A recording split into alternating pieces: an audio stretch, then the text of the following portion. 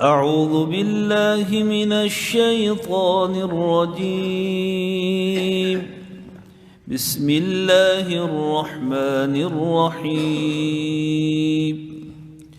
ومن يرغب عن ملة إبراهيم إلا من سفه نفسه ولقد اصطفيناه في الدنيا وإنه في الآخرة لمن الصالحين. إذ قال له ربه أسلم قال أسلمت لرب العالمين. ووصى بها إبراهيم بنيه ويعقوب يا بني إن الله اصطفى لكم الدين فلا تموتن إلا وأنتم مسلمون. أم كنتم شهداء إذ حضر يعقوب الموت إذ قال لبنيه ما تعبدون من بعدي قالوا نعبد إلهك وإله آبائك إبراهيم وإسماعيل قالوا نعبد إلهك وإله آبائك إبراهيم وإسماعيل وإسحاق إلها واحدا ونحن له مسلمون. تلك أمة قد خلت لها ما كسبت ولكم ما كسبتم ولا تسألون عما كانوا يعملون. وقالوا كونوا هودا أو نصارى تهتدوا قل بل ملة إبراهيم حنيفا وما كان من المشركين. صدق الله العظيم. ومن يرغب، ومن اور کون شخص، یرغب عن ملت ابراہیم، یہ باب راغب یرغب، اس کے بعد فی آ جائے تو اس کا معنی ہوتا ہے رغبت رکھنا، کسی چیز کے بارے میں دلچسپی، رغبت، شوق رکھنا. اور اگر اس کے بعد عن آ جائے تو اس کا معنی ہوتا ہے بے رغبتی اختیار کرنا، منہ موڑ لینا. تو یہاں اس کے بعد عن آ رہا ہے، اس کا معنی ہم کریں گے بے رغبتی. ومن یرغب، اور کون شخص بے رغبتی اختیار کر سکتا ہے عن ملت ابراہیم، ابراہیم علیہ الصلاۃ والسلام کے دین سے، الا مگر، من وہ شخص سفیہا جس نے بے وقوف بنا لیا نفسہ اپنے آپ کو، وَلَقَدْ اصْطَفَيْنَاهُ، وَلَقَدْ اور البتہ تحقیق، اصْطَفَيْنَاهُ ہم نے چن لیا اس کو، فی الدنیا دنیا میں، وَإِنَّهُ اور بے شک وہ ابراہیم، تَهْتَدُوا تم ہدایت پا جاؤ گے. قل اے پیغمبر فرما دیجئے، بلکہ ہدایت یہ یہودی اور عیسائیت کے اندر نہیں ہے، بلکہ ملت ابراہیم، ابراہیم علیہ السلام کا دین، حنیفہ یکسو، وہ اصل ہدایت ہے. وما کان اور وہ نہیں تھے من المشرکین، مشرکوں میں سے. ان آیات کریمہ کے اندر اللہ تبارک و تعالی وحدہ لا شریک نے ابراہیم علیہ السلام کی ملت، ان کا دین، ان کا عقیدہ، اس کو ہی حقیقت قرار دیا ہے. اور جو ان کے عقیدے سے اور ان کی بتائی ہوئی تعلیمات سے روگردانی کرتا ہے، منہ موڑتا ہے، بے رغبتی کرتا ہے، اللہ تعالیٰ فرماتے وہ وہی شخص ہو سکتا ہے جو بے وقوف ہو، جو سفیہ بے وقوف ہو، سفیہ نفسہ، جس کی عقل کام کرنا چھوڑ جائے، وہی آدمی ابراہیم علیہ السلام کے دین سے روگردانی کر سکتا ہے۔ ان کا دین کیا تھا؟ ان کا دین ایک اللہ تعالیٰ کی وحدانیت، اس کا اقرار اور اس کے اوپر استقامت کے ساتھ ڈٹ جانا، جم جانا، اللہ تعالیٰ کے ساتھ عقیدہ توحید کی بنیاد پر اتنا مضبوط تعلق۔ فرمایا ابراہیم علیہ السلام تو وہ تھے وَلَقَدِ اصْطَفَيْنَاهُ فِي الدُّنْيَا، جس کو ہم نے دنیا کے اندر منتخب کر لیا تھا، چن لیا۔ یہ بہت بڑا اعزاز ہے کہ اللہ تعالیٰ لاکھوں کروڑوں میں سے کسی ایک کو منتخب کر لے، ایک کو چن لے کہ یہ میرا پیغمبر ہے، یہ میرا خلیل ہے، یہ میرا نبی ہے، یہ میرا نمائندہ ہے۔ یہ بہت بڑا اعزاز ہے دنیا میں اللہ تعالیٰ کے یہ چناؤ، اور ان کو یہ بڑا اعزاز۔ فرمائے وَإِنَّهُ فِي الْآخِرَةِ لَمِنَ الصَّالِحِينَ، اسی طرح آخرت میں بھی اللہ رب العزت کی جو برگزیدہ نیک ترین جو جماعت ہے ابراہیم علیہ السلام، ان کے اندر ہوں گے۔ اللہ کی برگزیدہ جماعت انبیاء کی جماعت ہے، جو سب سے زیادہ اللہ کے قریبی ہے۔ تو فرمایا ان کا یہ اعزاز ہے، دنیا میں بھی اللہ نے ان کو منتخب کیا، قیامت والے دن بھی اللہ کے قریبیوں میں سے ہوں گے۔ اور جو ان کے دین، ان کے ملت، ان کے عقیدے سے روگردانی کرے گا، وہ بیوقوف آدمی ہو سکتا ہے اور کوئی نہیں ہو سکتا۔ اصل میں یہودیوں کا دعویٰ، عیسائیوں کا دعویٰ اور مکے کے مشرکین سب کا دعویٰ یہ تھا ہم ابراہیمی ہیں، ہم ابراہیمی ہیں۔ یہودیوں کو ناز تھا کہ ہم ان کی اولاد میں سے، لہذا ہم ابراہیمی ہیں۔ عیسائی وہ بھی ظاہر بات ہے عیسیٰ علیہ السلام کو ماننے والے، اور عیسیٰ علیہ السلام بھی ان کی اولاد میں سے، وہ کہتے ہیں ہم ابراہیمی ہیں۔ مکے والے واقعتاً یہ بھی ابراہیم علیہ السلام کی اولاد میں سے، وہ اسحاق علیہ السلام کی آگے نسل میں سے تھے، اور یہ اسماعیل علیہ السلام کی نسل میں سے، اور دونوں ابراہیم علیہ السلام کے بیٹے۔ اب ہر ایک کا دعویٰ تھا ہم ابراہیمی ہیں۔ اللہ رب العزت نے فرمایا ابراہیمی وہ ہے جو ان کے عقیدے کا حامل ہے، جو ان جیسا عقیدہ رکھے۔ آگے اس عقیدے کی وضاحت آ رہی ہے۔ اور مزید فرمایا اللہ تعالیٰ نے کہ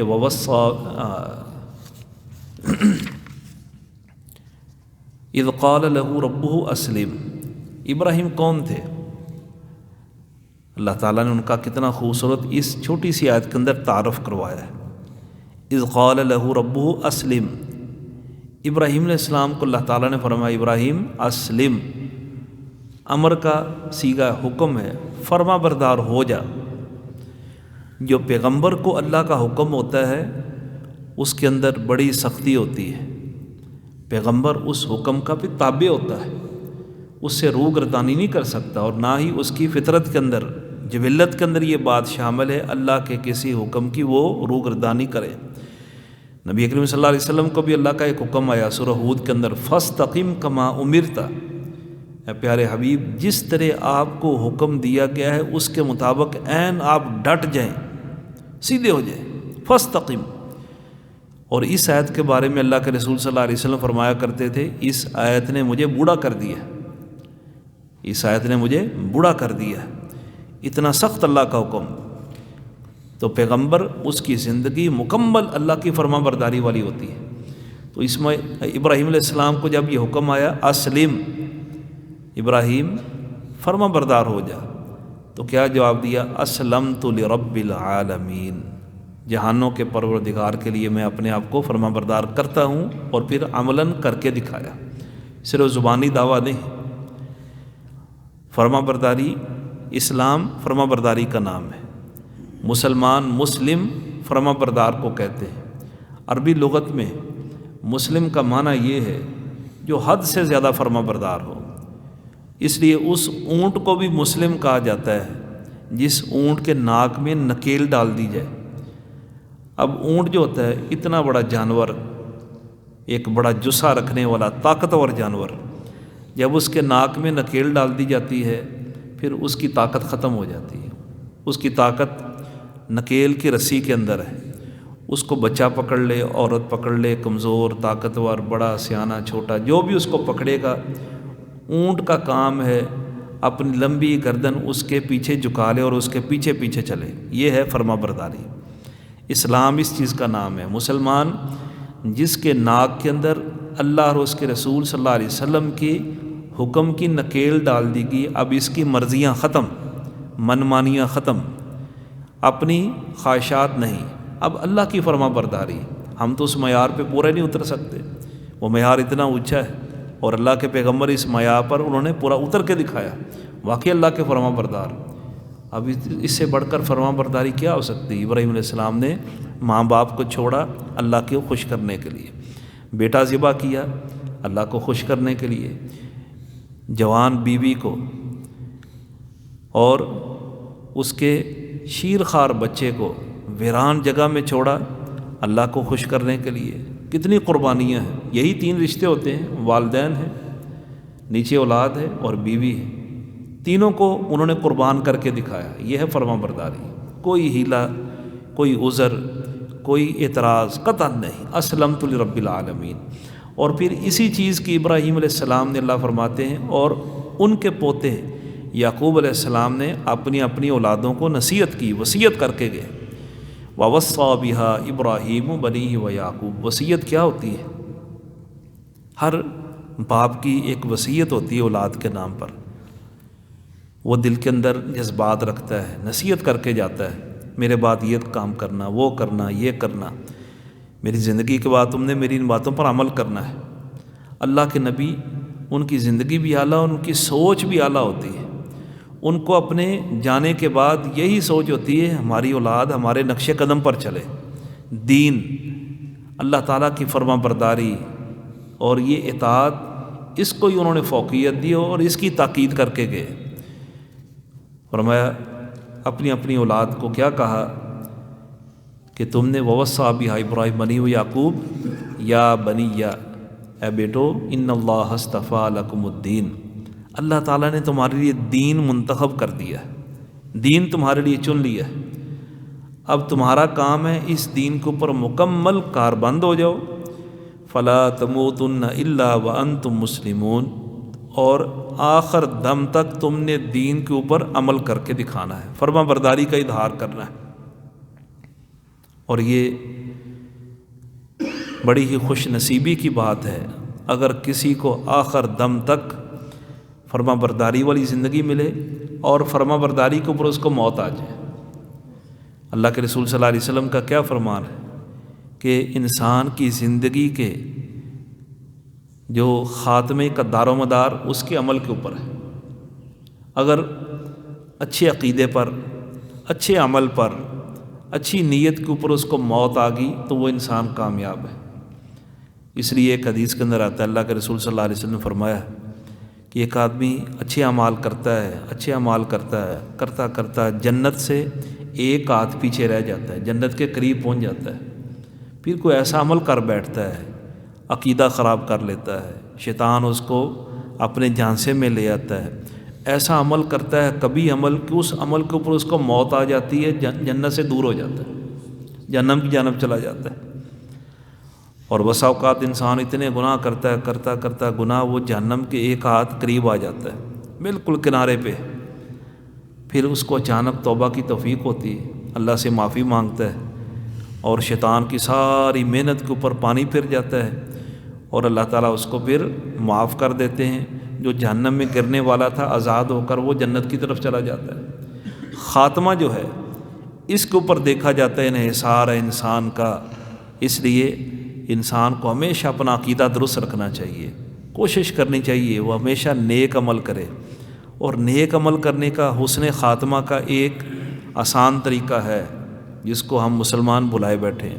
انسان 5 وقت کا وہ نمازی بن جائے، باجماعت نماز ادا کرے 5 وقت، اس کا یقیناً اللہ کے ہاں 100% امید ہے کہ اس کا خاتمہ وہ خاتمہ بالخیر ہوگا۔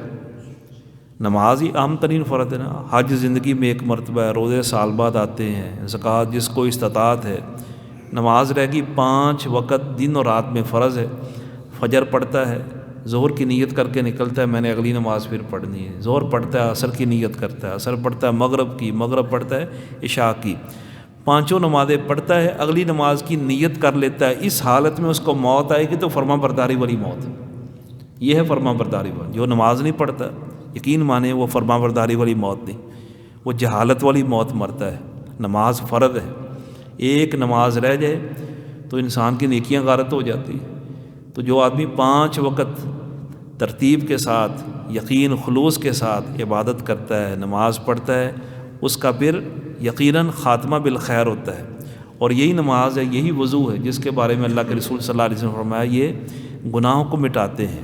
بڑے گناہ انسان توبہ کر لیتا ہے، چھوٹے موٹے گناہ انسان کو پتہ بھی نہیں ہوتا، سہو عمدن ہو جائیں، یہ نماز اس کو دھو دیتی ہے، اس کو صاف کر دیتی ہے. تو نتیجہ کیا نکلتا ہے؟ وہ پاک صاف رہتا ہے، اور اس کو کسی حالت میں جب موت آ جائے پھر وہ پاکی کی حالت میں، نفاست میں، عقیدے کی درستگی میں، اللہ کی فرما برداری میں اللہ تعالیٰ کے پاس جاتا ہے. اور مومن آدمی کی یہ خوبی جیسے ایک حدیث میں آتا ہے، فرمایا جب اس کو قبر میں لٹا دیا جاتا ہے فوت ہونے کے بعد، فرشتے آ کر منکر نکیر اٹھاتے، اٹھو بھی حساب کتاب. وہ اٹھتا ہے بڑبڑا کر، اچانک گھبرایا وہ اٹھتا ہے. سب سے پہلے اس کی زبان سے کیا لفظ نکلتا ہے؟ نماز نماز. وہ سمجھتا ہے میں پتہ نہیں کب کا سویا ہوا ہوں، میری نماز رہ گئی. وہ قبر کے اندر بھی اس کو نماز کی فکر ہوتی ہے، تو اس کی زندگی آسان. یہ کامیابی کی نشانی ہے. تو اللہ تعالی ہم سب کو پکا نمازی بنائے. تو اس طرح فرمایا اپنی اولاد کو نصیحت کی کہ تمہارے لیے اللہ تعالیٰ نے دین کو منتخب کر لیا ہے، تمہیں پھر موت بھی اسی دین کو پرانی چاہیے، آخر وقت تک تم اللہ کی فرما برداری. اور یہی ہمیں حکم ہے، یا ایھا الذین آمنوا اتقوا اللہ حق تقاتہ ولا تموتن الا وانتم مسلمون. یہی حکم اللہ تعالیٰ نے ہمیں دیا ہے کہ تمہیں اسلام کی حالت میں موت آنی چاہیے، ہمیشہ اللہ کا تقوی ڈر وہ اختیار کرو. اور یوسف علیہ السلام نے یہی دعا مانگی تھی کہ توفنی مسلمہ والحقنی بالصالحین. اے اللہ جب موت آئے، اللہ کے پیغمبر کی دعا سورہ یوسف کے آخر میں، توفنی مسلمہ، اے اللہ جب تو مجھے فوت کرے تو اسلام کی حالت میں، مسلمان ہونے کی حالت میں، والحقنی بالصالحین، مجھے نیک لوگوں کی صفوں میں اے اللہ ملا دینا. تو اس طرح یہ ان کی وصیت. پھر اللہ تعالیٰ فرماتے ام کنتم شہداء اذ حضر یعقوب الموت. اصل میں یہودیوں کو، عیسائیوں کو، مشرکین سب کو احساس دلایا جا رہا ہے تم کس عقیدے کی بات کرتے ہو، کس منہ سے کہتے ہو ہم ابراہیمی ہیں، ہمارا ابراہیم علیہ السلام. ان کی تو نصیحتیں یہ، اپنی اولاد کو وصیت یہ عقیدہ توحید، دین حنیف، یہ ملت ابراہیمی، اس کے علاوہ کچھ نہیں. تم سارے شرک کے اندر گرفتار ہو. کوئی اللہ کے نبی عزیر کو بیٹا کہہ رہا ہے، کوئی عیسیٰ علیہ السلام عقیدہ تثلیث، ماں کو اللہ کی بیوی اور ان کو نعوذ باللہ بیٹا، اور عقیدہ تثلیث کے حامل. ان اللہ قالوا ان اللہ ثالث ثلاثہ، تینوں کو ملا کر ایک اللہ بنا دیا. اور مشرکین نے جو ابراہیم علیہ السلام کی یقیناً اولاد میں سے تھے، لیکن حالت کیا تھی؟ جس چیز سے ابراہیم علیہ السلام نے منع کیا انہوں نے بیت اللہ کے اندر بت کھڑے کر دیے، بیت اللہ کے اندر بت لٹکا دیے. اللہ فرماتے ہیں تم ابراہیم علیہ السلام کی ملت پہ نہیں ہو. ان کی نصیحتیں پڑھو، ان کی وصیتیں پڑھو. یعقوب علیہ السلام نے بھی فوت ہونے سے پہلے اپنی اولاد کو اکٹھا کیا. ام کنتم شہداء اذ حضر یعقوب الموت، موت کے وقت کیا کہا؟ اذ قال لبنی ما تعبدون من بعدی، اے بیٹو دنیا سے جا رہا ہوں، بتاؤ میرے بعد کس کی عبادت کرو گے، کس کی عبادت کرو گے. یہ ہوتا ہے پیغمبر کو فکر، میری اولاد صحیح عقیدے پر رہے. تو انہوں نے سب مل کر کیا جواب دیا؟ نعبد الہک و الہ آبائک، آپ کا الہ اللہ رب العزت، اور آپ کے آباء و اجداد، آپ کے باپ اسحاق اور دادا ابراہیم، ان کا جو الہ ہے، الہ واحدہ، ایک ہی الہ ہے، ہم اس کی عبادت کریں گے. وَنَحْنُ لَهُ مُسْلِمُونَ، ہم اسی کی فرما برداری کریں گے. تو اس طرح یہودیوں کو وہ وقت یاد دلایا جا رہا ہے کہ تمہارے بڑوں سے تو تمہارے باپ یعقوب نے یہ وعدہ لیا تھا، اب تم اس وعدے کے اوپر کب قائم ہو؟ تم نے نعوذ باللہ اللہ کے نبیوں کو اللہ کا بیٹا بنا دیا. کہاں رہ گئی تمہارے پاس توحید، ایک رب کی عبادت؟ تو مزید فرمایا یہ لوگ تھے، یہ ایک جماعت تھی، وہ گزر گئی ہے. ان کی طرف نسبت تب بنے گی جب ان جیسا عقیدہ اپناؤ گے.